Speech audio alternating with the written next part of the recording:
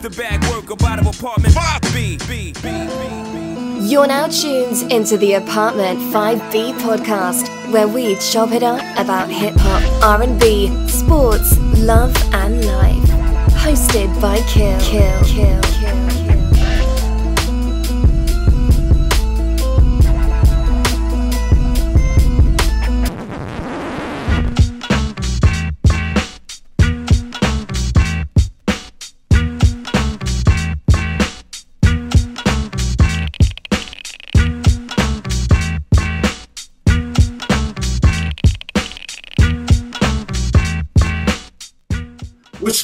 What's good? Y'all tuned to Apartment 5B, hosted by your man Kill. I got my squad up here in effect with me tonight. I got my man DJ Rec One on tour, just getting back from San Antonio. I didn't even think he was gonna be in the show. You see the boxes in the background. What's going on, DJ Rec One? Hey, man, came straight to the little studio in the garage trying to get it set up. So I'm ready, man. I'm here.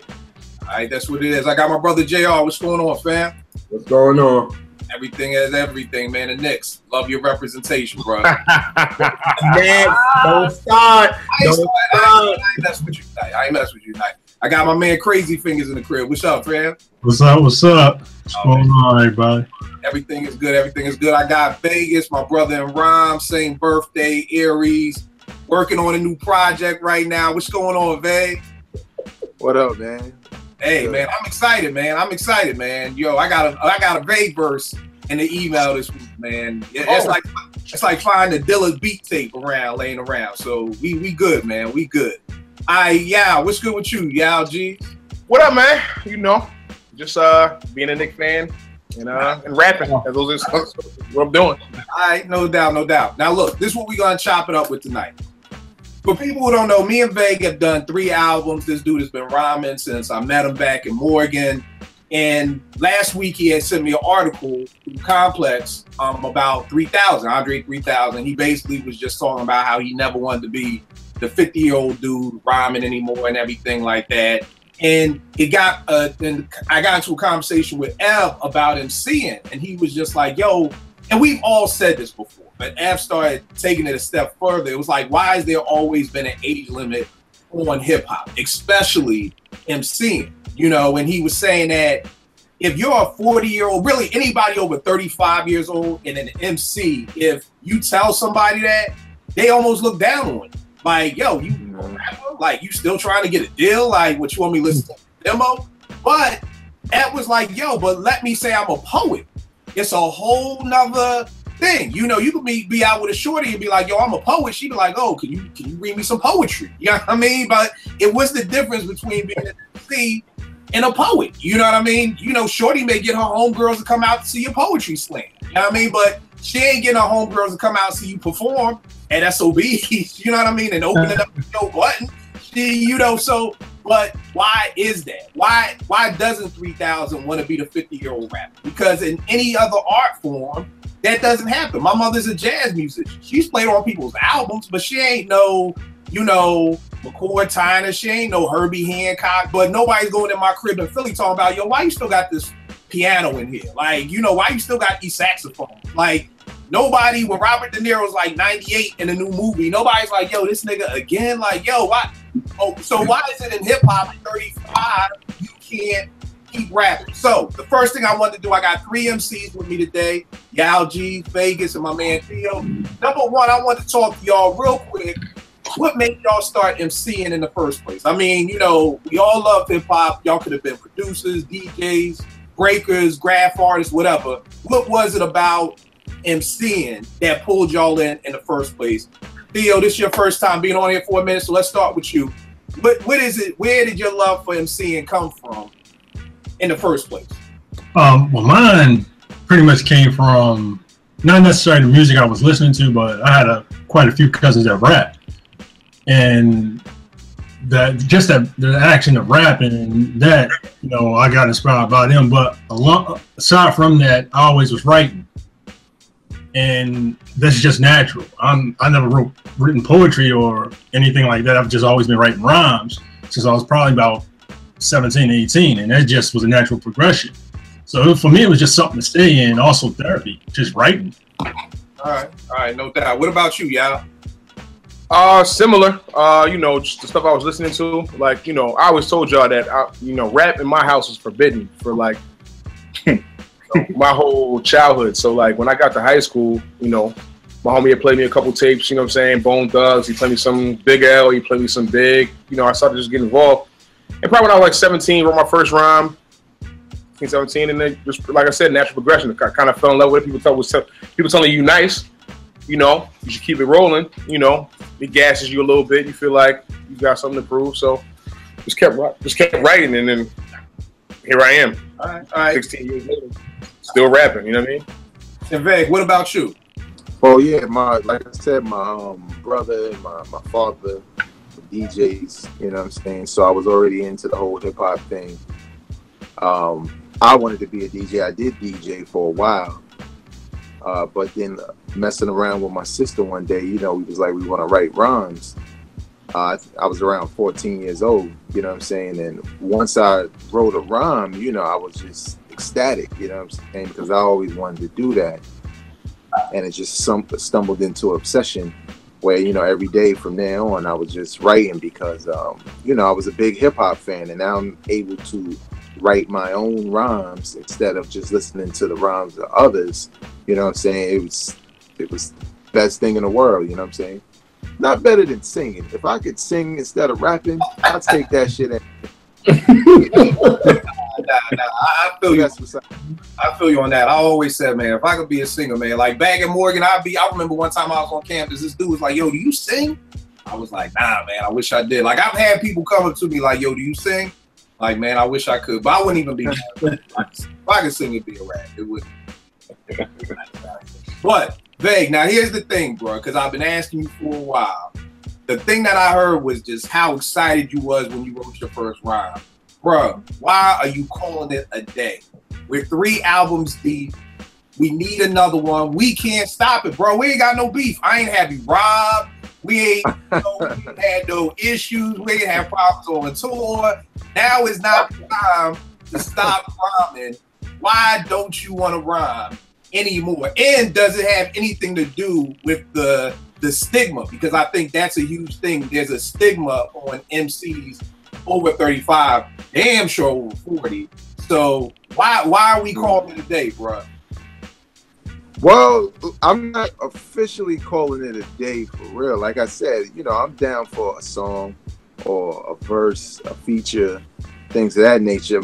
For me, the whole project thing was what I was getting a little fatigued from, because, you know, I know we got 3 albums, but again, I've been rhyming since I was 14. So I've been making my own albums since I was 14 with stopping pause tapes and taking beats and looping them and coming up with songs and concepts and shit like that.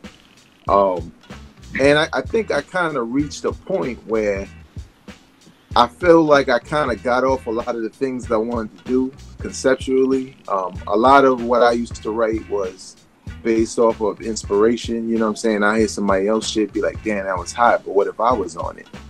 You know what I'm saying? And sometimes that would keep me going. But honestly, it's a little bit of inspiration, but it's also the fact that I just do other shit. You know what I'm saying? And it's just gotten to the point where it was an itch I need to scratch when we were doing our joints and some of the other stuff I was doing. But it was never a priority for me. You know what I'm saying? The whole radio thing was kind of my priority because, of course, I get paid to do it. But there were other things that I just wasn't doing as much as I was doing with the rap and shit. So it's not necessarily the game itself or one particular thing that made me feel like I don't feel like doing it. And it's definitely not the age, because, you know, we have many examples of dudes who are older still putting out dope music. And, you know, and some of that shit inspires me also. But I never felt like I was too old to rap, because I think that's starting to change. Okay. That was a thing, you know, back in the day, but now I think hip hop is old enough now where some of that shit age doesn't matter as long as your shit is hot and it speaks to whomever. So now here's the thing. Now let me ask a question for this, because Rack, I'm gonna get to you being a DJ. I want to kind of talk about all aspects of hip hop. But here's the thing: do you think it's harder if you're a new MC trying to get on? Like, I agree with you. I don't think there's a problem if we get a new Raekwon, a new AZ, if we get somebody who's already been on or somebody who already has a discography. But being a somewhat unknown MC as far as to the masses, you think it's harder? But then I know MCs who are actually embarrassed to tell people they MC because they're like, I don't want the stigma. People are gonna be like, oh, you trying to get a record deal? No, I don't want to buy your song on Bandcamp. You know, it's almost like you become a panhandler on the train as soon as somebody finds out you MC. So I think that that's sad because, again, I don't know any other. If you're a painter or you're an artist, I don't know anybody else who is like, oh no, I'm embarrassed to say I'm a dancer, I'm a singer, I'm an actor, I'm an actress. It's only coming down to hip hop. I don't even think people are embarrassed to say they're DJs or producers, but it's something about MCing. And I don't know if that's because as producers and DJs, we make money. Not saying that MCs don't make money, but it may be the stigma that without a record deal, y'all don't make money. Rap may make money doing parties, doing weddings, doing mixtapes. I could sell beats all day on Twitter and make money. I think it's just the stigma behind that. Yeah, what do you think, being an MC? Because you in Vegas are almost on the polar opposites. Because you're like on your grind 100%, you know, pedal to the floor going at it. You know what I mean? And like Vegas said, it's also the inspiration, you know, because I know a lot of MCs who are like, well, when we was at Morgan, I was in cyphers every day. You know, I was around a whole bunch of other MCs. That made me want to get my skills better. I don't have that inspiration anymore. I'm married. My wife really don't like me being in the studio, whatever. So, yeah, what do you think about that? Like, what has you on your grind right now? I mean, listen, I'm 35 years old. You know what I'm saying? And if you've dealt with the struggles of trying to get on in rap and try to get people, even to try to get people to listen to your music is a task. You know what I mean? No matter how nice you are, no matter how skilled you are, no matter what your personality is, no matter how much you know people. I remember when I first dropped my first album, and there was a person who told me, like, seriously, when you said that shit, I was immediately turned off. I was like, you know what? Another rapping ass nigga. But then when I listened to the album, that's just what it is. Because not only that, but the game is so fun to be. And I always say this, and I don't think this is said enough. I feel like so not everybody has ever tried to like play guitar. Not everybody's tried to play an instrument. Not everybody's tried to like produce a beat. But I feel like 90% of the people in the world, whether it be in a playful manner or however, have tried to write an 8-bar verse. My name is, and I'm the best. You know what I'm saying? Like, I'm pretty sure 90% of the population in the world has tried one of those. So when you do that, it turns into like a snowball effect where people start to think that like people are giving them like, you know, accolades and like, oh, I think you're pretty good, and giving some encouragement. That turns into, I have a mixtape. And that's when it turns into, listen to my mixtape. And that's when we had the oversaturation of underground artists trying to like get their mixtape heard. That doesn't really happen with any other genre. But at the same time, I feel like, yo, if I'm nice, I'm nice. If I have these bars that I got to deliver and I feel like, yo, somebody gonna think this is hot, somebody has to hear it. You know what I mean? We all fall into the stage of not wanting to do this anymore. You know what I'm saying? Because it's just so frustrating. But I'll never forget it. When I was 23, I graduated college. I was getting ready to go work at ESPN full time. You know, I was probably the best rapper at my college. I was at a barbecue, and my homie was like, yo, what's good? You know what I'm saying, here you about to go work at ESPN and all that, what's up with the rapping? And I was like, you know what? I don't know if I want to do it no more. I got my full-time job. I'm pretty much, you know what I'm saying, I'm pretty much set. Because people at that time, you know, getting a full-time job out of college was a little bit of an anomaly. You know what I'm saying? People weren't getting them shits. You know what I'm saying? So I got mine, Fortune 500 company, in my field of study, something I wanted to do. I was like, you know what? Fuck rap. But he said something to me in that day. I don't know why I always remember it. He's always like, yo, dog, whatever you do, don't stop writing, yo.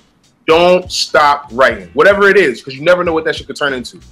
And then I stopped, picked it back up, put an album out, stopped for a little bit, kept writing. That turned into me getting, you know, a gig on ESPN with some FaceTime, you know what I mean? A poetry series on ESPN. So it was just like, you know, that kind of just always stays in my mind, like, yo, just keep writing. You just never know what it's going to lead to, you know what I mean? So that's what kind of keeps me going.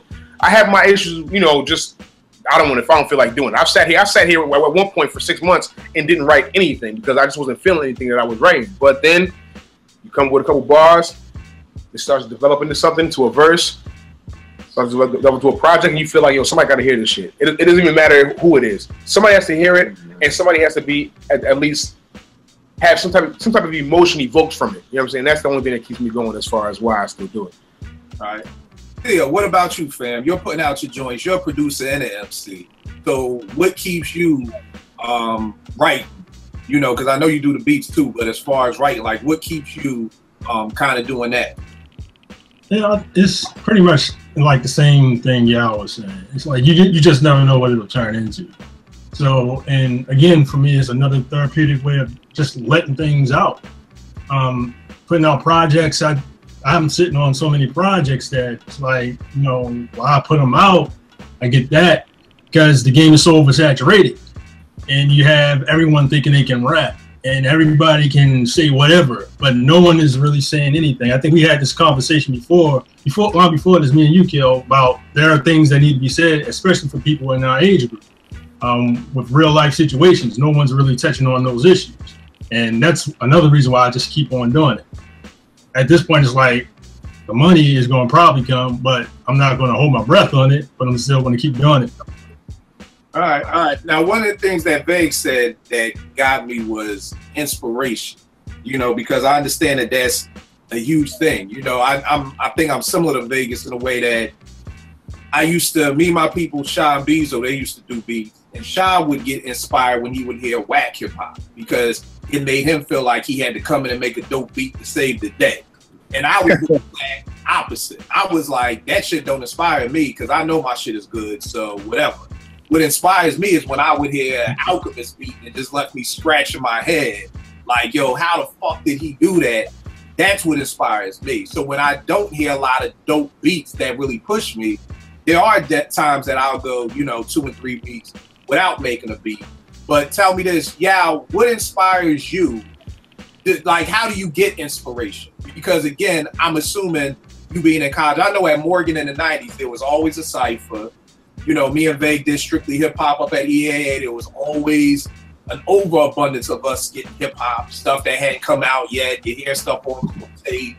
You know, your man is coming back from up top with a tape. You know, you don't have that inspiration anymore. You know, you're engaged. Vegas, you're married. Theo, you're married. You know, Rec, you're married. I'm married. We're not hanging in the clubs all the time. We're not always. So where do you have to be inspired to make dope stuff, or are you good being in, you know, your box or whatever you would call it and still being able to put out great content? Because I feel what Vague is saying, because I don't want them to keep rhyming if you're not inspired and then the content isn't what it should be. And then again, the other thing that I think Vague and Yao have in common for people who haven't heard this stuff is they're very conceptual. They're not just rapping to rap, you know? So I get what Vague is saying, like, yo, it takes a lot of time to put these ideas together and, you know, make them fit good. So where do you get your inspiration from to continue to push forward like this? Is it the things, because you've had the ESPN piece, you know, setting off NFL Live, you know, on ESPN. So you've had the FaceTime. You just did the Twitter thing with the playoffs. So you're taking steps. Is it the steps that keep you moving? Would you think you'd be in the same place of recording if those things hadn't happened and you hadn't taken those steps? Yeah, I think definitely. Like here's what always happens. Like I always have a lull. I don't necessarily a writer's block or just you're just not feeling what you're writing. I mean, I got tons of rhymes that I go through and I'll be like, yo, I just don't feel like rapping it. But if somebody else to read it, they'd be like, that's hot. You know what I mean? So, as far as being inspired though, I would say that once I got that gig from Twitter, it kind of like re-energized my juices. You know what I'm saying? Because I had to come up with something that was like, it gave me a topic to write about. I wrote about it. But then once you start to get in that mode, it's hard to get out of because you're just constantly thinking of ways to express yourself through rhyme in different ways. And like I said, it got my juices going. It could be anything. It could be life in general. But for me, whenever I think of something that might be like tough or a concept that might be like a great concept, I'll write it down and just see where it goes. If it doesn't take me where it needs to go, it'll sit there for a little while, and I'll come back to it. But something keeps me inspired because I know listen. Everybody knows when they're dope. There's people who think they're dope and people who know they're dope. You know what I'm saying? Like there's definitely a difference, and I know I'm dope. So I can't just sit on this stuff. You know what I'm saying? I can't sit on this creativity. Somebody else has got to hear it, and that's what keeps me going because it's like you just never know what's going to happen from it. So it's just like, you know what? Write it, see what happens. Record it, see what happens. See who likes it. See whose hands it gets in, and then go from there. You never know what can happen. All right. Now tell me this, y'all. Give them some of your stuff because I don't want them to have to wait till the end of the show to constantly get your stuff. So just do a quick plug. Tell them where they can see some of the NFL Live stuff, the Twitter stuff, Bandcamp, all that real quick. Yeah, my name is Yao. My name is Yao G's. I go by Yao Music as well. I have put an album out a couple years ago called Hump Day, which is an album all about relationships and the interaction between male and female and different aspects of that going through. You can find that on yaomusic.bandcamp.com. I have done some stuff with ESPN. I've done some stuff with Bleacher Report, some spoken word poetry based things. I had a 2-year stint with ESPN. I did a series of poetry pieces. I just did a piece for Bleacher Report for the NFL draft, NBA draft rather, and I did the NBA playoff poem for NBA TV on Twitter. Twitter has a show called The Wrap Up, with air every Thursday prior to the national televised game, and that's what I had the intro for the playoffs for the whole year. I got some other projects coming along. I got an album coming out that's going to have 2 producers that are here on this panel. You know what I'm saying? So that's going to be a dope joint. It's called Leave My Tab Open, and look out for that. I'll probably drop in a freestyle in a couple of weeks, so I'll let y'all know about that. That's pretty much it. Hit me at Yao Music, YAW Music on Instagram and Twitter. All right, now, Brett, here's the thing. You're a DJ. Do you feel like that same stigma is put on DJs, like you're too old to DJ? And if not, why? I mean, I don't think it's put on DJs, but I think DJs put it on themselves. Like, I just linked up with a DJ on the south side of Houston, and this guy's a little bit older than me, but it's in his heart. Like, you can tell, like, there's no age with this cat, man. This cat is playing any and everything. He's able to do what any young kid, or it's almost as if he doesn't put age on what it is. I think it's a personal thing, because you look at Red Alert. Red Alert is what, 70? Somewhere in that range, and he's still spinning. I don't think it has anything to do with age. I think more so it has to do with how you feel, your body, because, you know, it's not like with rappers. You get in the booth, you get out the booth, you perform for an hour or two, and you can go recuperate. Most of the time when you're doing a party, man, it's just you. And you DJing that party for 5, 6, 7 hours. You're standing up, you know, you're moving, your back is killing you. If you come from the age that we came from, you got crates. So, I mean, it just all depends, man. Some people, they in it for the long haul, and some they don't stay in for the long haul. I think they in it for the wrong reasons. You got guys get in, get out, get the money, and move on. They just don't stay with the culture aspect of it. They use it as a foothold, and they get out of it. They try to find other ways or other avenues to make money within it, but still call themselves DJs. I mean, right. That's what I'm seeing right now. I don't see those guys like, you know, Red Alert. That's still around. You know, you still got Chuck Chill Out. You still got guys that's doing parties, but I think with this day and this generation of DJs, we're not going to see that. I just don't think that they're in it for the long haul. I think they're in it for the fame or whatever fame they can try to get out of it. And once they get to a point to where they don't have to be in the clubs, or they get to a point to where they can spin arenas or festivals, they're not going to be in it for the same reasons that we're still in it. Right. I just don't think it has an age limit. I just think that people don't look to stay in it long. Okay. All right. And Veg, like I said, you come up with these conceptual albums and everything like that. Right now, being married, 2 sons, do you think because a lot of MCs may fall back from MCing is because they're not in it the way that we used to be? You know what I mean? Like when we were at Morgan, like walking across the bridge was a hip hop moment. You know what I'm saying? There was inspiration in the dorm room. There was inspiration when I'm sure you went back to Brooklyn for the summer. There was always inspiration with new music. Being married with kids now, do you even find that you have any inspiration like that? Yeah, I think when I was back at Morgan, all that did as far as being around a lot of hip hop fans and the MCs and producers, all that did was keep me writing every day. But then I got to a point, like I used to write because like you stay up, you know, just keep writing, make sure you got verses, because I didn't know when I was going to be on, you know, be up in somebody's studio and they, you know, put me on a mic, so I wanted to have a lot of shit. But then I got to a point, as I got a little bit older and I got married, even though I got married at a young age, I just got to a point where I didn't necessarily have to write all the time to stay sharp, because I had done it so much that, you know, when I needed the inspiration, I could crank out I wanted, because the ideas and they were all in my head on books and stuff like that. But when you think about now, when I'm older, I got 2 kids, I got a job, house, and all that shit,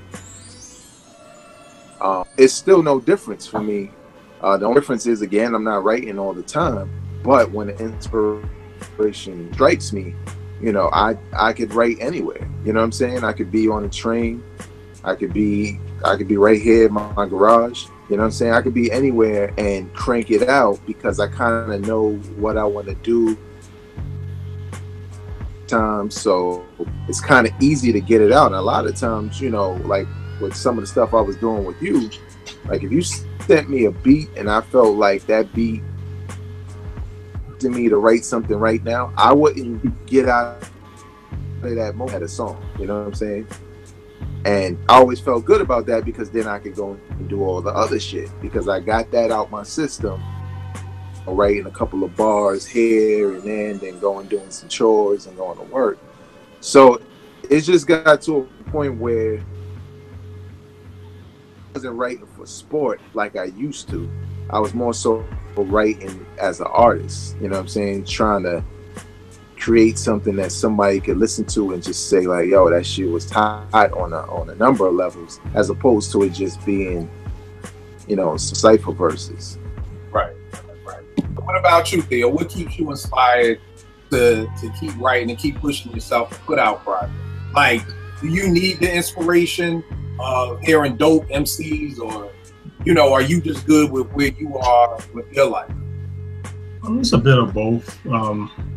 I still listen to, honestly, I still listen to a lot of early 2000s and 90s hip hop. I mean, to get my inspiration at times, and the rest of it is just life. Like, I look at my family, wife, my daughter, and my son, and, you know, what's going on right now, like what's going on today alone is more than enough stuff to get inspired about and write about.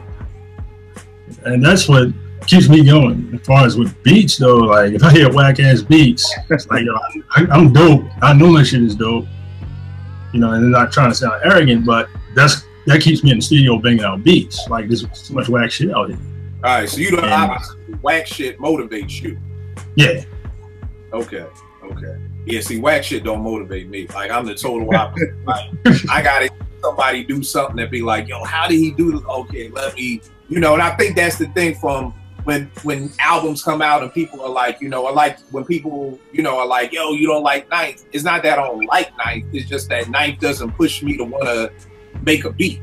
You know what I'm saying? There's no like just listen to Alchemist, the new joint he got out, the good book. Like, I'm listening to that, like, yo, I gotta make some beats, you know, or something like that. So that's my inspiration. But let's try to get to this point of, why is it just hip hop? Why is this nowhere else in any art form? Why is nobody else looked down upon? In fact, it's almost like the people who are revered are the older people. You know, my uncle's a bass player. When I was in Philly, I love talking music with him and my mom. And I said, you know, I'm talking to him. I'm like, yo, we were going back and forth about who's the dopest bass player. And he brought up somebody's name I never heard of. He was like, look him up on YouTube. This dude got to be like 85. You know what I mean? And he's killing the bass. He's playing everything. This bass company made a bass specifically for him just to try out. And, you know, my uncle was just looking at him like in such awe. You know, but why is that? Why do we revere the older people in every other art form? If you're an up and coming actor, you would kill to work with Robert De Niro. You would kill to work with Pacino. You would kill to work with, you know, these artists that are older. So why is it in hip hop that we're the only people who have the age limit on us. Vegas, what do you think? We'll start with you. It's funny because I actually started a article that I'm trying to get published about some of this stuff. You know, this is very strict for the most part. The way I look at it is hip hop is compared to other art forms, and hip hop is probably the only art form where we got a bunch of rules. We want to call it art, but most art don't have rules. You know what I'm saying? Like it's more about what you create. You know what I'm saying? And how you push that further. But we got rules like, you know, no biting, no ghostwriting, no, you can't do this without this, and you can't be 40 and rapping. When we were growing up and hip hop was extremely young, damn near all of the legends that people look at today, like a young cat who listen or watch this podcast or whatever, some of these dudes, a lot of them got on as teenagers. A lot of these classics were recorded when they were teenagers. Like Illmatic, Nas was a teenager. You know what I'm saying? And when they, you know, when the culture was advanced between the lyrics advancing with each era or whatever, or each phase, we would discard for that. You know what I'm saying? We always say, like, Rakim came out with a new style. Who the fuck wanted to hear Curtis Blow anymore? Nobody. You know what I'm saying? Then you got the Nas's and the Biggies and the Wu-Tangs and all of that. So then Kane and Rakim and Slick Rick and all them niggas kind of became O's. But now I see we're getting to a point where, at least with certain artists, and unfortunately not all of them, cherish them a little bit more. You know what I'm saying? Like a Jay-Z or Nas. Yeah, or whatever. And some of it is to their credit because they remained relevant throughout the years in some regard. But I think it's just the fact that so many standards that we put on these artists that, you know, unfortunately, a lot of them get left in the dust, and we'll remember them and be like, yeah, Run DMC was this, that, and this, that was this. Because, like, even like when I and shit about running into these guys, especially the ones where I ran into them when I was a little bit older, like seeing J. Rue the Damager, like, well after albums, and just seeing him roll up on a bike in Brooklyn in the bodega while I was in there, and I'm just looking like, gives a shit that this dude is, this is J. Rue the Damager. He had a lot of dope ass reps, and I the bodega and nobody blinked but me. You know what I'm saying? So it's just one of those things where I think it's just a stigma that us as fans and some of the artists placed on hip hop, where we don't respect it like dudes respect, you know, Rolling Stones selling out a stadium. Like, they cherish them dudes, and they could barely fucking stand up to play the instrument. You know what I'm saying? But that stadium is packed. But on our, you know, on our side, and a lot of times it's not even just a younger generation. It's just kind of older dudes who I know, and I might be like, yo, I'm making music. And they'll be like, really? He ain't got shit else to do. You know? The bad stigma that's, you know, on hip hop regardless, that we just got to get over that shit and accept the MC8 put out an album, Coogee Rap put out an album. They don't sound bad, so what the fuck? And I think the thing is too, because I feel you on the rules, but I feel like that's a rule that we didn't come up with. Like, we came up with the white with all those rules. But growing up, like I've said this before, I thought Kane was my age. You know, when if I'm 14, Kane was probably 24. You know what I mean? Or I had no idea how old Guru was until he died. I was like, God damn, that. Yep, I didn't know he was that old. I really didn't. No idea how old Guru was. I ain't know Chuck D was like damn near 30 when he was putting out "It Takes a Nation." I ain't know that either. So that is definitely not no rule that was like hip hop giving that, like, yo, after this age. Because if that was the case, we wouldn't have been rocking with Chuck. We wouldn't have been rocking with Guru. We wouldn't have been rocking with none of those dudes. So again, I'm gonna give Ev's philosophy on why it came up later, but I want to definitely hear from everybody else. JR, why do you think you're the R&B guru? Nobody cares about that to me in R&B. You know what I mean? But, but what I'm saying is, as far as new people trying to get on, you know, because again, the legends can always do a show. We can always get another show. We can always get Frankie Beverly and Mays. Right. But I'm talking about somebody new trying to come up in the game. And I've always defined it like this. Like, it was always like, can I walk into Tower Records and pick up a CD I produced? That's the way back in the day we would dictate if you're on or not. Like, before the whole thing and all of that, it was like, can I walk into Sam Goody, Tower Records, my record store, wherever I go to, and pick up your CD? That would dictate if you're on or not. So, do you think it's the same thing with R&B? Like, if you're an R&B, if I'm an R&B dude trying to get on that 43, do you think I'm gonna be looked down upon, or, you know, why or why not? They already gonna put you into a category already before then. So it's like, once they know the age already, they're gonna put you onto that adult contemporary already. So you're already gonna be categorized. So, but the younger ones, they already gonna be like, oh, we can get another Chris Brown, we can get another Trey Songz, we can get another this, we can get another that. But that's what they want. That's what the masses want. But you try to come in at, you know what I'm saying, even try to come in at like 35, they're gonna be like, oh nah, we gonna put him with Will Downing, and we gonna put him with all these other ones, you know what I'm saying? So you gonna already be categorized. So it's a little in R&B, but it's not as bad when it comes to hip hop. It's horrible, but with R&B, it's not as bad, but they already categorize you by your age. So. And the funny thing is, when you say one of Chris Brown's, like at 43, I ain't dancing like Chris Brown. Right, exactly. I ain't got none of that. And then you ain't sounding like, and then you're not gonna sound as like a goat like Trey Songz either. So, right.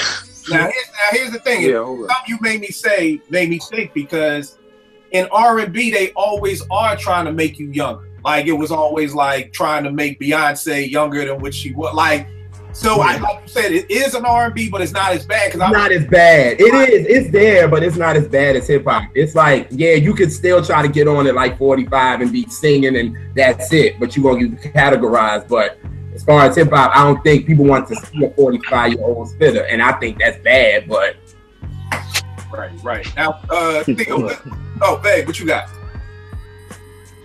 Yeah, just one thing on the age thing, because I think it relates. I think there's a difference between if you know that a person is a certain age versus someone, you know what I'm saying?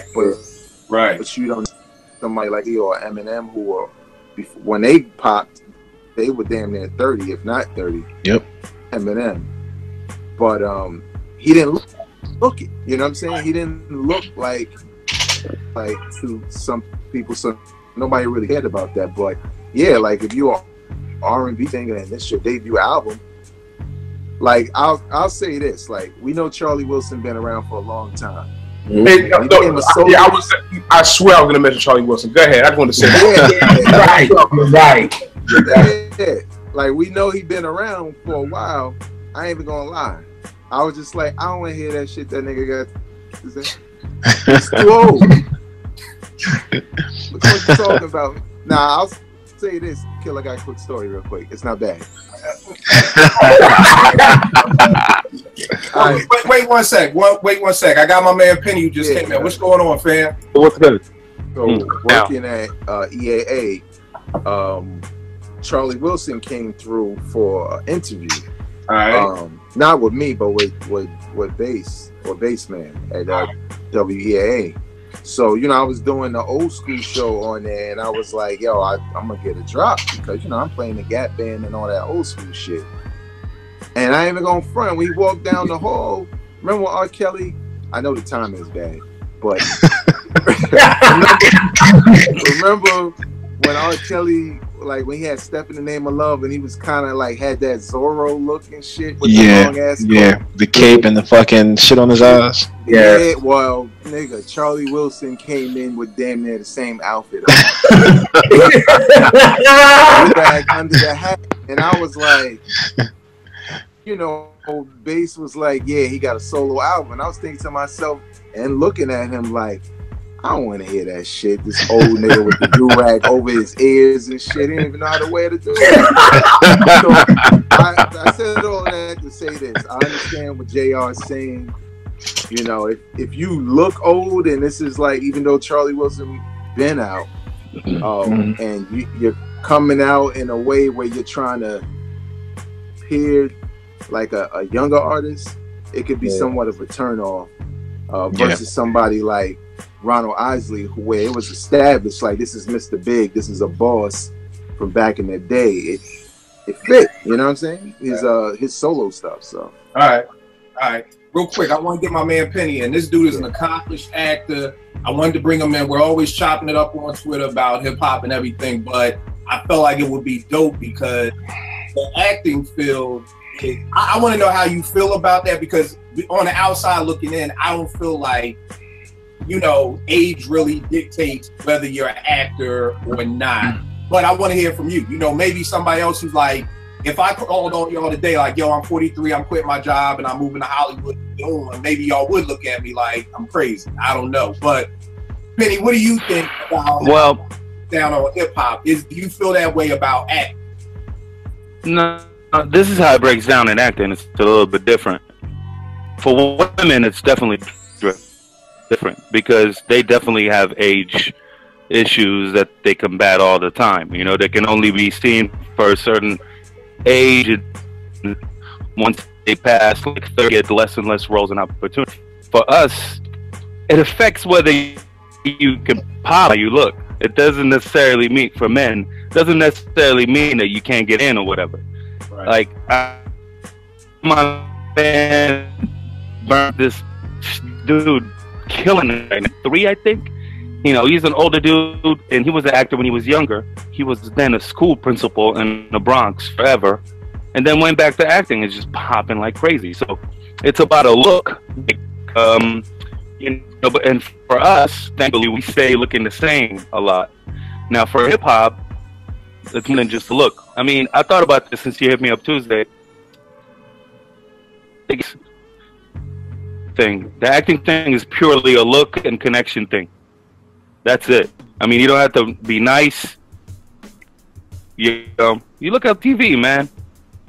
I mean, I look on TV, and in the same way you listen to a beat, it'd be like, oh my God, what the you know? I look at actors and like, how did you get on this?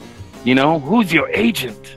You know, that's basically what it comes down to. But because I grew up in this environment. I've been acting since I was a little kid in theater and stuff. But I grew up in hip hop, and I grew up in LA. So graffiti, hip hop, and gang, and that was how I came up. And looking at that perspective, and I still got homies to this day. Like, my good homie is a year older than me and nicer than most people. Juice, MC Juice, we came up together, but the time that he lived in LA. Okay. I got other homies that are 43 that are like still trying to knock on the door. Right. You know, we used to be in the studios together like 20 years ago, you know, and they still in the studio. And that people don't look at them the same. You're right. People don't look at them the same. People don't give you that respect. They don't. It's like, it's because it's tied into some sort of success, right? It has to be tied into some sort of success for some reason. But if you're like a country singer, you can come out and be a country singer at whatever age, and like sing about, you know, the river, you know, crying and all this bullshit. Or what? Excuse me, we can curse here, right? You must ain't watched the show that Vegas is on. Yeah, Vegas. That's what Vegas does. Yo, I just had an episode of Nashville, man. I mean, I know what's good. And it's funny that he said that, because I think I do want to look at it like that, because he is right. You know, acting is, like, I just wrote it down. So look and how you connect with people. You know what I mean? Yeah, you tell me, man.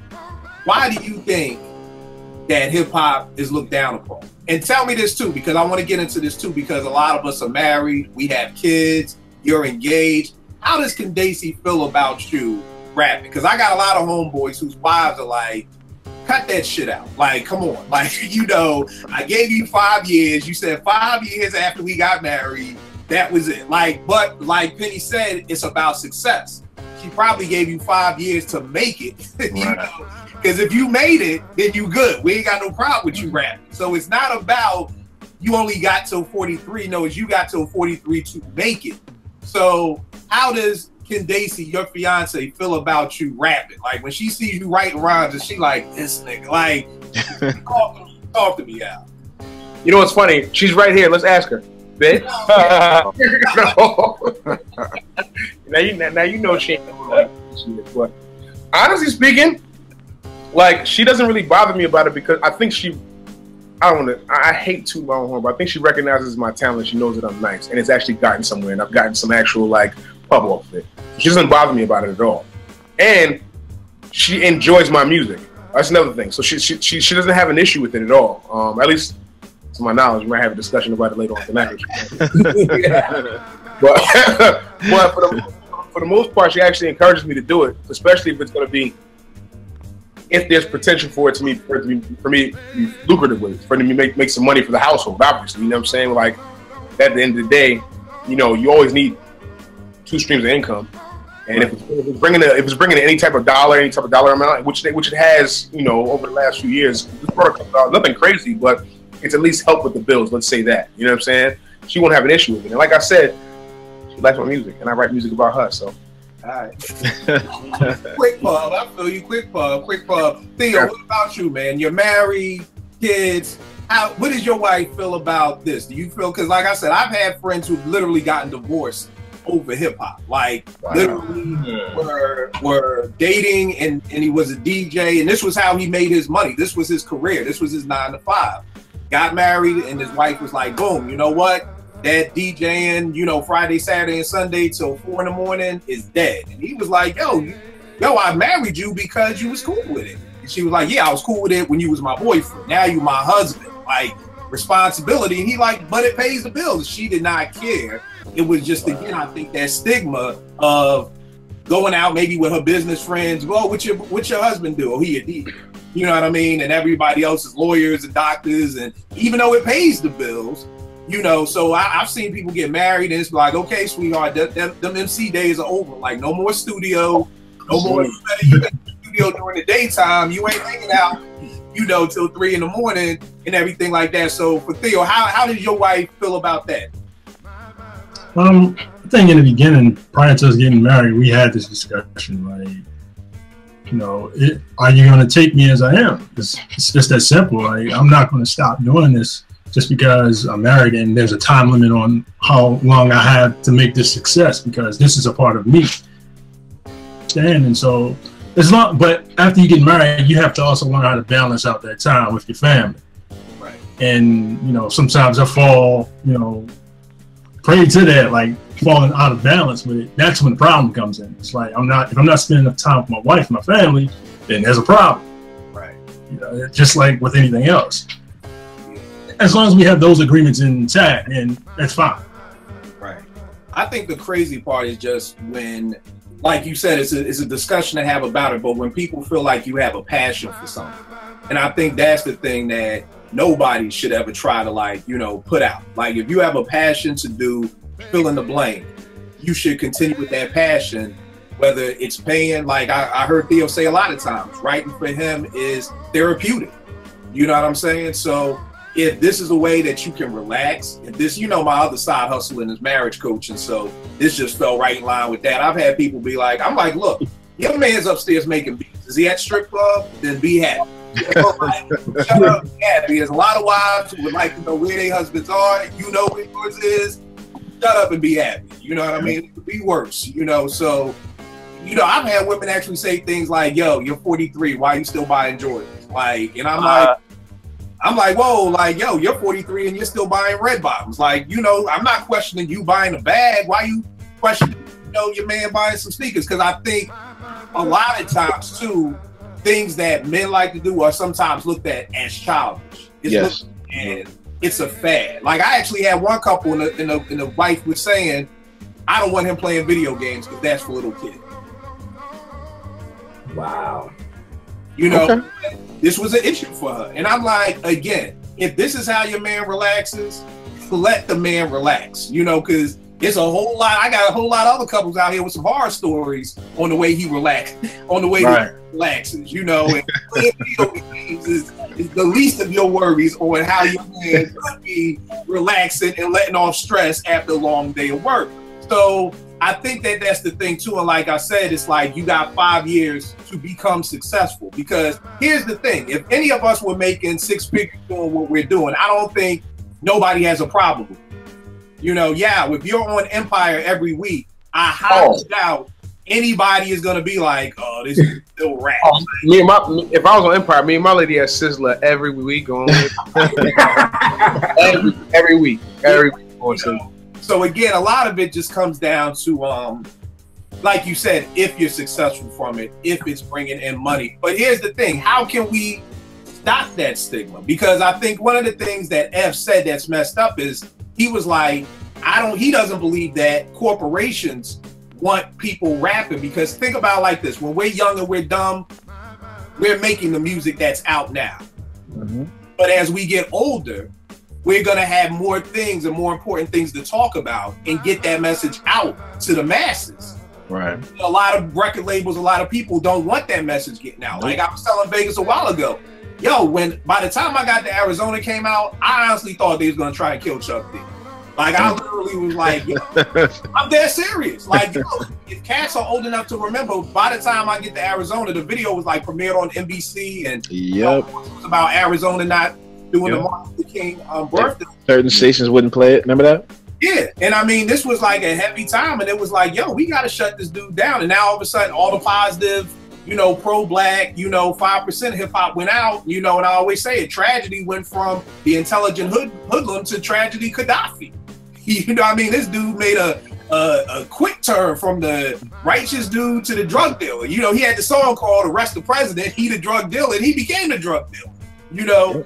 So how do we change this stigma? Because I think I don't want people to be embarrassed to say I rap. You know what I mean? I don't want people to be embarrassed to say I make beats or I spin or I do any of those things. So how do you all think we can break that mold of stopping the stigma? Penny, what do you think? Well, I think I don't know if you guys cover this element, because there's definitely something to say about corporations and what they do and how they try to move things. But did you guys mention the audience, fans? Now, until I moved to New York, which was 13 years ago, and you know, I was an adult till recently, really, I don't think I really met somebody who was my age. I'm 43 like you, and listen to hip hop, knows hip hop anecdotally. Like, basically, they listen a little bit in college, they listen the sprinkles in high school, they were into it, they were down with it, but for whatever reason, they went to some other shit. It wasn't, they didn't continue to buy the records throughout their whole life or whatever until this age, right? They didn't support the music in that sense, right? So they get older, found them.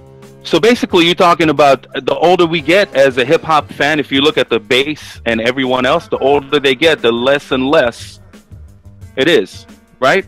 Yeah. If you really think about it, like, people always make fun of us, old. I mean, we stick out on Twitter, on whatever, in these conversations, right?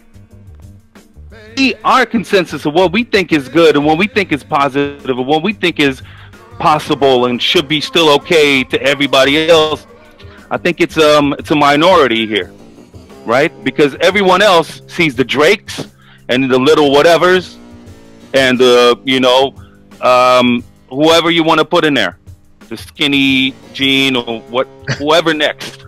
Okay, and I like some new shit. Don't get me like I'm not one of those people. I love Kendrick, you know, for a long time now. But and a lot of other shit. But I think that has a lot to do with it. I think the audience is fickle when they get to this age. And in the same way, if they're not a supportive buying this shit, I don't know if they'll be a supportive with self. So it's hard to be successful. So your own people are not going to appreciate you or recognize that you do have an opportunity. it just becomes harder and harder as you get older. And I think some of it has to do with the audience and how some of it is just fickle as they get older. They just go to other shit or whatever is comfortable or whatever. Maybe it's just people that didn't grow up in hip hop, and I don't know, whatever. Because since I heard hip hop, I never listened to anything else. And I was really ignorant of other musics for a long time, right? I mean, I was 82, first record for me, and I was just, and I didn't listen to other shit. And as I got older, I said, whoa, shit, I got to fill in some gaps. Right. And I think these people are the switch, the opposite. All this Led Zeppelin and all this shit that I don't really know very well. But then when hip-hop was hot for them a little bit when they were young and it was a cool thing, it was a fade to them. Right. And it faded out. Right. Because it wasn't a part of what they did. I mean, I don't think that can happen to someone who was a graffiti writer. I don't think that can happen to somebody who was a DJ. I don't think that can happen to somebody who was an MC, who beatboxed, who breakdanced, anything. I don't, those people, anybody, you tell me, anybody that has ever done that, they thing in them, you know what I mean? Right. And they still listen to hip hop and support her. Right. And it's funny you said that, because you brought up a good point about the people who listen to it. Because growing up in Philly, and I'm sure same story with everybody else up here, it's kind of like I had friends who liked hip hop, but they didn't live hip hop. You know what I mean? And there's a big difference between the two. You know what I mean? I even had one of my homeboys who grew up with me get my car once, and he was like, yo, you still listen to hip hop?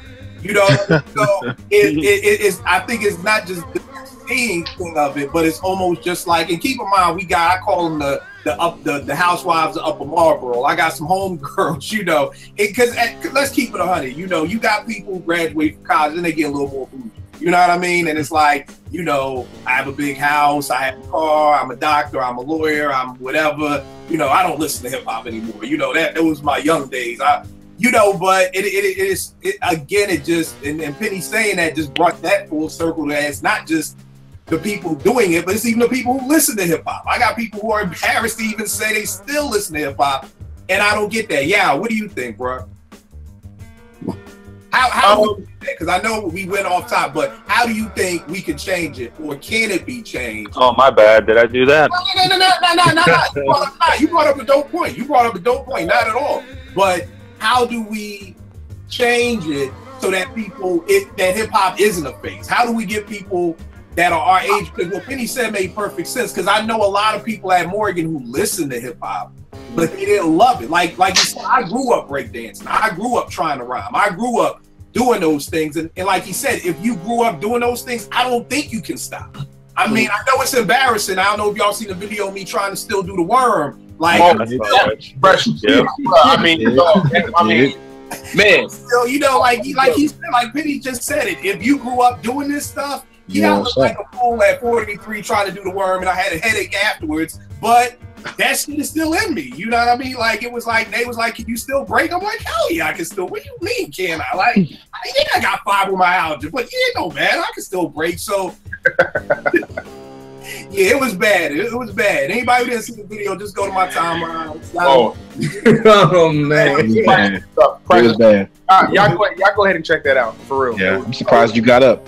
Worse, but I'm still out there. And I say, everybody who's dissing me, come battle. Come to my crib. Because everybody's laughing. It's a big joke. Come battle me. Because that's what hip hop was about. So let's see what y'all other 45-year-olds got who want to battle, make fun of me. But yeah, what do you think, man? Can we get it back? Can we give people? You know what it is? Because here's how I feel. I feel like some people that fell off with rap, you know, that are in their 30s and 40s right now, just don't have anything that they can identify. You know, when they started listening to rap, they were listening, you know, to the Curtis Blows and the Furious Fours and, you know, African Bambaataa. And now, as it's evolved, you know, they don't have anything that identifies with them. You know, understand what I'm saying? In that age group. I remember when I was talking to you one day, right before I put out Hump Day, you were like, yo, you're like an adult contemporary rapper.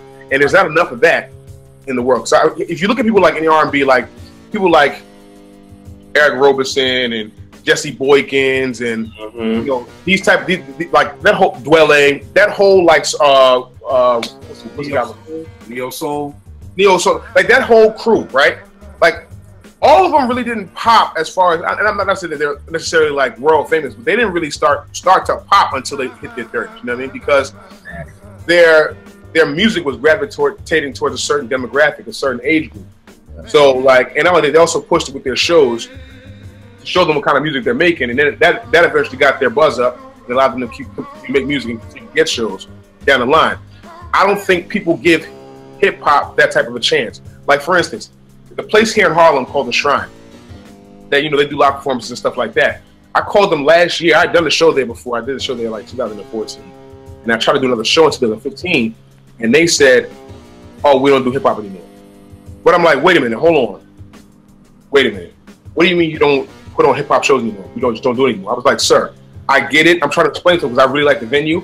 It's in close proximity to a lot of people that will come to my show. If tonight prices are good, I would have a nice little turnout. They're like, no, we just don't do hip hop anymore. But I'm like, I don't do it like a typical type of hip hop. Like I've done a show here before. I can send you the music to show you what type of music I'll be doing, because it's not necessarily that rah and the trap bass. They're like, no, we just don't do hip hop. So the stigma was placed upon it, and it's just tough to get out of. But if people would just allow themselves to listen to something older and try to find like a type of artist that kind of gravitates to them, which kind of speaks to them, I think we'd be better off. But it's just tough to find. You know what I mean? Like it's just really tough. It's tough to find people who are rapping about something that you are connected to when you're at 35, because they don't see it. It's not in the limelight. When they're busy with kids, busy with work, it's tough for them to try to search and go find these things. They're out there, but hopefully, as the genre evolves,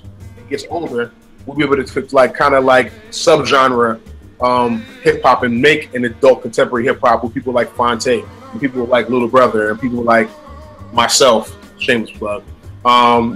Just try to put out this type of music that gravitates towards a certain age group that really isn't being not necessarily exploited right now. So. Right, and that's another dope point. That's why I love having dope people up here, because y'all keep bringing out good points. When music doesn't speak to people, like I've had a lot of people who went to Morgan with us, Veg, and grew up on a Tribe Called Quest, and De La Soul, and you hear stories like, oh, Tribe Called Quest saved my life, and this and that, and all this stuff. And yeah, I was right. There's not a lot of music out here for somebody who's married with 2 kids to really relate to, anyway. And we gotta find a way to, I guess, like you said, there's the find. It's such a small, limitation of what you can find. Maybe now Jay doing 444. Now maybe more people will be like, oh, it's now cool to talk about being good, to talk about credit, and it's good to talk about after Jay do it, now everybody can do it. It's like a game of taboo with Jay-Z. So Jay said the word. Now everybody else could be like, hey man, Menage a Trois is whack, man. I've been living the wrong way.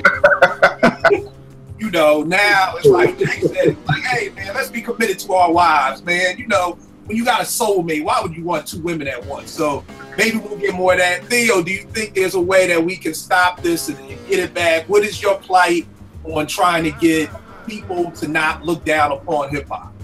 I think it's kind of pretty simple, I guess.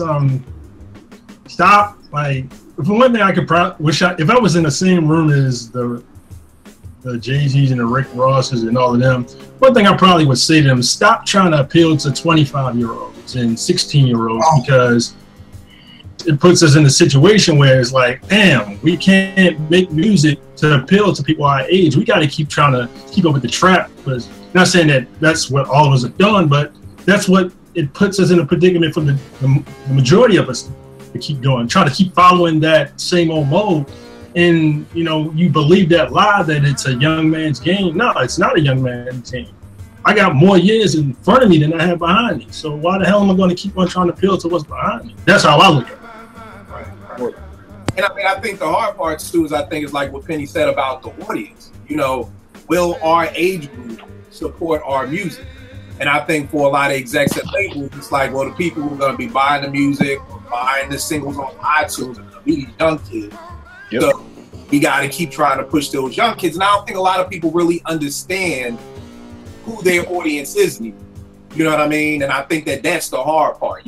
Bad R&B example, JR, you may know what I'm talking about. Toni Braxton, love Toni to death. If I could produce any R&B, you know, singers, female album, it would be Toni Braxton. I think she's incredible, but she doesn't know her audience. And what I mean by that is that when Toni first came out, we talking about Love Should Have Brought You Home. We're talking Boomerang. We're talking 91. Those girls were seniors in high school and college and everything, but now those women are now mothers. So when they see Toni half naked in her videos and their husband staring at her, you shooting your audience in the foot because they don't want to support you. Because like looking to your audience. Yeah, you know what I mean? So, but if you don't know your audience, I'm like, yo, your sons have, I forgot, what does his son have?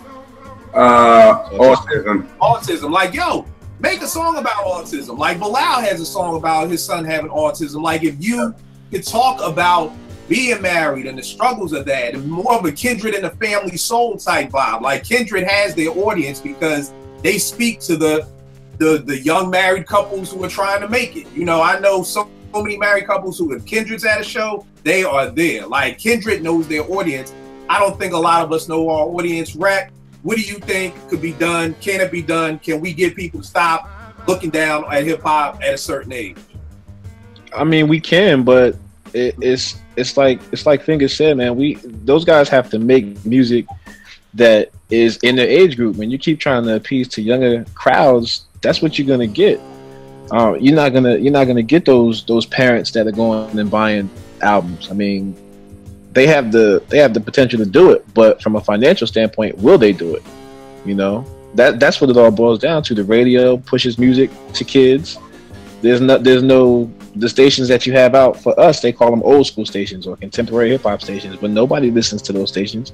It could be done, but it's got to be done on a mass scale. You got to have more artists do those things. Those artists got to actually put out music and not be afraid to be called old school or care about the projects and not try to reach back and do something that sounds new. You know, you can't do a new project. Do what you really want to do. You know, don't do something just based off the fact you want it to be popular. Do something that's in your age bracket and see what happens. It can happen, but they just can't be scared of the negative that may come with it. All right, no doubt. Yo, dope show. Thank y'all for sitting in, chiming in about it. Because I got one point. Yo, which guy, man? That I just wanted to add to the radio aspect. I think that's part of the issue when it comes to, at least around our generation, is the fact that, you know, some of us were the hip hop and some of us turned to radio to tell us what was good, what was new, what was dope. Yep. And now that we're older and those stations we used to listen to are targeting the same demographic, but we just don't fall into that category. Yep. Some of us don't know where to look. And when we go to the stations that are, you know, 35 and older or whatever, it's almost as if they still play the same music they did when we were kids. You know what I'm saying? It hasn't converted to, you know, for example, like a station like WBLS in New York. It's not like, it doesn't sound like Hot 97 back in the 90s. It still sounds like it was when my brother was listening to it, or it sounds like it's for his age bracket. He's 10 years older than me. And I think that plays a role because some of us who are from that generation feel like, well, again, like y'all said, we don't identify with what's on Hot 97 or Power 105. Then when I try to go to the 30 and over station, it feels like put in there, but it's not really catering to my age bracket and what we grew up on as our music, the music of our youth. But then they just go to, you know, they listen to the old stuff, or they just get involved with life and don't really give a shit about what's new in hip hop and stuff like that. So I think the radio plays a big role, not only with the fans who suffer from shit like that, but even the artists like a Jay-Z and Rick Ross or whatever, because they also don't have a destination. So they got to decide between the two. Am I going to start making older rap for BLS, which they won't play anyway, or I'm going to make this new shit for this younger generation where I'm almost guaranteed to get spins? So, yeah. Big said it, because the older artists could come out with a new album just sounding however they want it to sound, but it won't get no radio spins because it doesn't fit none of those formats. It doesn't fit the format for old school, and it don't fit the format for the new shit, so it gets no radio play. And then you got situations where, like, with like, you know, the podcast that we do, that's the only airplay that they get. And if the podcast is not on the situation where they got an app or it's popular, it's not going to be heard. It's one of those word of mouth things. So it's like he said, they damned if they do and they damned if they don't. So they get in a situation where they go and they say, well, fuck it, I'm just going to go and get somebody with some trap shit and I'm going to see what happens. I'm going to roll the dice. And they end up shooting themselves in the foot. Everybody turns their back on them because it's like, you know what? I thought you was my man and I see what you're doing. And it happens all the time. And it doesn't have to happen, but us as the middleman, me as a DJ, I got to make sure that I support those albums. You know, I got to make sure that I play that stuff. If I don't, then what am I doing? What am I doing it for? Right. And it's funny, I'm trying to end, but Vegas brought up a good point. Older artists still making music. Because here's the thing. I do want folk to stop if y'all can't do it no more. You know, I agree. Because here's the thing. Like, and again, I haven't heard some of these projects, so I don't know, but I won't hold you. If I hear Kool G Rap got a new album coming out, I'm not really that excited for it. You know what I'm saying? But why? Kool G Rap.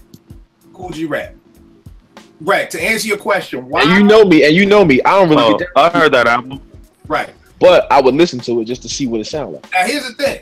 I just wouldn't need a cosign from somebody.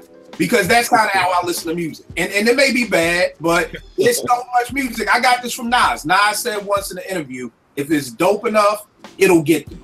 If something is dope enough, all the people on Twitter, one of y'all, they will talk about on his podcast, you'll hit me. If it's dope enough, somebody, I keep too many hip hop people around me for something. That's true.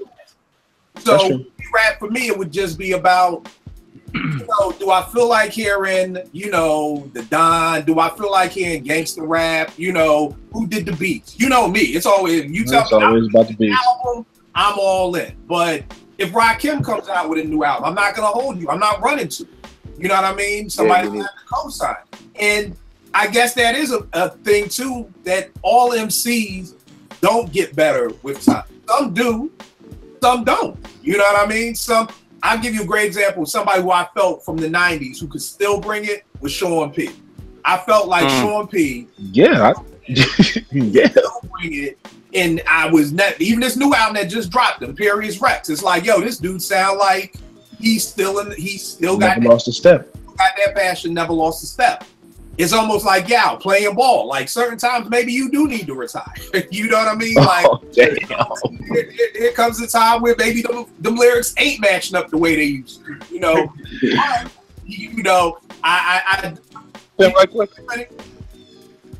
But the Sean P, you know, the dude is not only nice. I think he did something that maybe only Doom did. It's to really flipping his identity a little and the whole flow. And he created something and rap about it. We could talk about it another time. Y'all listen to it and let me know. I think this little pause that he always does before he's mastered that shit. Yeah. Nobody's got that rhythm pause like P. And you're right, this album is bananas. And then I want to just tie one thing up to one of the last two comments that were made because they're really spot on. This theme of youth, right? How everything is. Ladies and gentlemen, I'd like to introduce a very interesting. Only youth and this that gift and curse of hip hop. It came from. This is when we were introduced to where it came from, anyways, in the 60s and 70s. But at that place, reason these different constructs hold it at this place and not let it mature. Some of it has to do with the fact that it's 40 years old, right? Right. Was a problem or older. I think a lot of it, some of it is self-imposed, like the real shit that we do, right? Like nobody really checked that Johnny Cash really killed somebody when he wrote about that shit. But for us, if you write about, you know, murdering or carrying packs, you better have done that shit or, man, come on, seriously. So think about it. I mean, some of that shit is we do it on ourselves, like what's real, what's authentic, because it's complex. Because I think it comes from a complex place. And that's why, unfortunately, I don't even really have a suggestion, bro. Right. Tell somebody, because it comes down to an individual and his individual community to hopefully support him to do that. You know, and I try to do that. And I got, like I said, one cat I never have to tell him anything. He just raps all the time. But they're not successful. They never broke in. Right. Grimy and you know? Yeah, and it's kind of like what you were saying, Rec, with G-Rap. Like, with Sean P, I don't care who produced the album, because I know P's still going to bring it. Yeah, same here. Yeah, so, but I think when I hear G-Rap, Rakim, I'm kind of like, you know, because again, there's so much music, you know, and you know me, I want to give it time. So I'm going to really try to sit with this album I'm going to probably only be listening to Imperious Rex for the next 2 weeks. You know, things will fall in here and there, but I want to keep stuff in rotation. So that's what it is. But yo, prayerfully watching the show, Vague got a new verse out. We trying to work on a project. My man Woods, it might be coming. Hopefully Woods is writing, so we can get that popping. Yeah, I already know he rapping. Crazy Fingers and me working on joints. Brad, give them all your information. Where can they get at you? Where can they get the mixtapes and everything? Yeah, man, it's been I appreciate everybody, man. It's been a little setback with school and, you know, me being in the military, but I will have some new episodes up this week coming, man. So the podcast, the foundation, man, you can catch that on SoundCloud at JREC. I'll have some up probably by Monday or Tuesday. And then Twitter is at DJREC1. IG is Worldwide Rec1. Like I said, man, just appreciate everybody sticking with me, man. It's been a long 6 months, man. Yo, congratulations on that graduation. Hey, appreciate it, man. Appreciate it, man. It's a long time coming, man. I had to bang that out. So now it's back to this. You see, I'm trying to get the studio back and right. I no doubt. JR, give them all your stuff, bro. Music Soul Nick on Twitter, Instagram, Junior's World of Soul, R&B Kid here, and that's about it. Now, I don't Nick Hat Flipper. Yeah, I don't want to bring it up, bro, but you know I got to talk about your homegirl, Brandy. Please. The other day, man. Please, I'm too tired, bro. I'm just letting you know we're going to do a show about Brandy. Please, we can. I need to get her some damn pills. Something wrong with her. Yo, I seen something like, yo, if you say Whitney Houston 3 times in the mirror, Brandy will appear, man. She would. We got that old girl in check. Crazy Fingers still. Give them all the information, bro. All the albums that you got out right now, where they can get at you and support you. Yeah, pretty much download everything from kfbeats.com. I have my latest beat tape I dropped. It's a free beat tape, Summer 91, a free beat tape on kfbeats.com. Follow me on Twitter. Real Crazy Fingers on Twitter and Instagram. It's Crazy Fingers. Yeah, that's pretty much it. All right, prayerfully, we got a project. I'm trying to get it out by September. Yeah. Prayerfully, we got a project coming, and it's fun. B-sides. Yeah, B-sides. No doubt, no doubt. Penny, give them all your information. Where can they get at you? Shows you've been on, everything. I don't have that much info, man. I mean, Penny Butter. That's a Twitter. That's Penny with the underscore. I just did my episode on that series Nashville came up, and that came up a couple of weeks ago. But I don't know anybody really that I know, because who the fuck really listen to country music? I mean, I'm seriously, I'm sorry. If you do, I apologize. But here's the funny thing: my wife loves Nashville. Oh shit! So she saw me a couple of weeks ago.